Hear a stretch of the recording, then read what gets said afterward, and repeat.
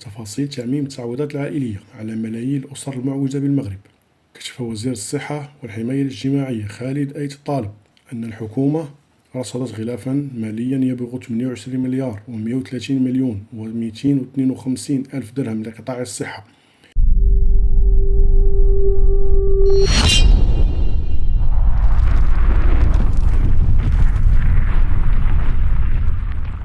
بزيادة قدرها 4.587 مليار درهم، وهو ما يمثل زيادة ب 19% مقارنة بميزانية سنة 2022. وبحسب الأرقام التي قدمها الوزير ضمن لجنة القطاعات الاجتماعية بمجلس النواب الأربعاء 2 نوفمبر، قد ارتفعت الميزانية المخصصة للموظفين بنسبة 18%، والمعدات والنفقات المختلفة بنسبة 27%، فيما تم الرفع من اعتمادات الأداء بنسبة 16%، ومن اعتمادات الالتزام بنسبة 9%. وفي مجال تعميم الحماية الاجتماعية، أوضح الوزير أن تعميم التعويضات العائلية سينطلق سنة 2023،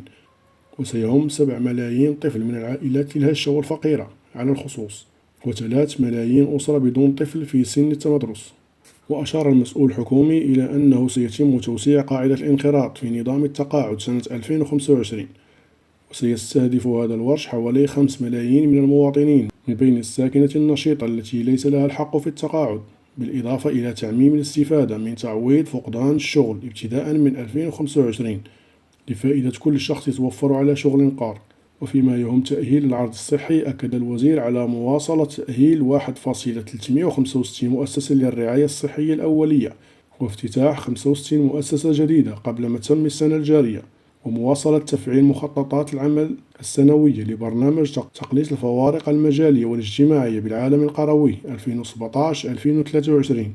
والتأسيس لإلزامية احترام مسلك العلاجات، وتفعيل الاستراتيجية الوطنية للرعاية الصحية الأولية، وصياغة برامج العمل الجهوية. وفي السياق نفسه أشار أيت طالب إلى مراجعة سلة العلاجات الأساسية مؤسسات الرعاية الصحية الأولية، مع مواكبة إحداث المجموعات الصحية الترابية، وتعزيز الصحة الجماعية، غير تفعيل اللجان المحلية الصحية على مستوى مؤسسات الرعاية الصحية الأولية، بالإضافة إلى توسيع نطاق ممارسة طب الأسرة على مستوى هذه المؤسسات. وفي حديثه عن حصيلة الوزارة فيما يتعلق بتعزيز الولوج إلى الأدوية والمستلزمات الطبية، أشار الوزير إلى تغطية أكثر من 70% من حاجيات السوق المحلية من الأدوية بفضل الصناعة المغربية، وتشجيع التصنيع المحلي للأدوية للأمراض المزمنة والمكلفة، وتحسين نسبة استعمال الأدوية الجنسية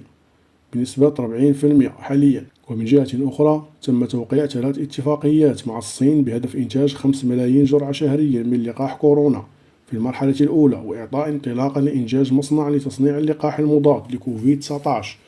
ولقاحات أخرى بإقليم بن سليمان، وإنجاز أول تجربة إكلينيكية للقاح حول فعالية لقاح سينوفارم، بالإضافة إلى تأمين وتكوين المخزون الاستراتيجي الوطني من الأدوية والمنتجات الصحية، ومراجعة المرسوم المتعلق بشروط وإجراءات تحديد سعر البيع العام للأدوية المصنعة محليا أو المستوردة، وكذا بلورة سياسة دوائية جديدة 2022-2026. فضلا وليس أمرا الاشتراك في القناة وتفعيل زر الجرس ليصلكم كل جديد، وإلى اللقاء.